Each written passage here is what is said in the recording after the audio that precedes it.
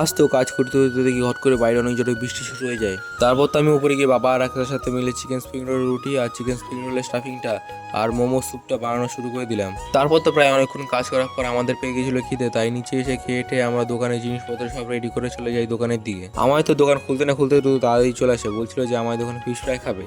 তারপর আমরাও বেশি দেরি না করে তাদের ফিশ ফ্রাইটা তাদের খেতে দিয়ে দিলাম। অন্যান্য দিনের তুলনায় আজ একটু রাস্তাটা ফাঁকা ফাঁকা ভেবেছিল। তার কিছুক্ষণ পর তো ওই দাদিটা চলে আসে, বলছিল যে আমার দোকানে ভিডিও দেখে এসছে।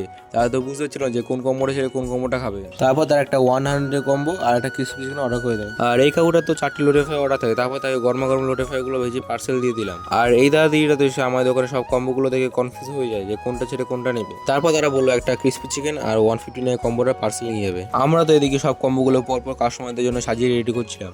আজ তো 2-3টে কাস্টমার আমাদের দোকানে কম্বো খেতে এসে রাগ হয়ে চলে যায়। আজকে আমাদের কম্বোগুলো একটু রেডি করতে একটু টাইম লাগছিল, কারণ এখন আমার দোকানে আপাতত 7 রকমের 7টা কম্বো বাজায় আর প্রত্যেকের ছিল আলাদা আলাদা কম্বোর অর্ডার।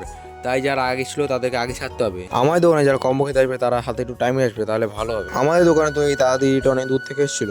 আমাদের দোকানে তো আজকে এত ভিড় পড়ে আমাদের অবস্থাই খারাপ হয়ে যায় কাস্টমারগুলো ছাড়তে ছাড়তে।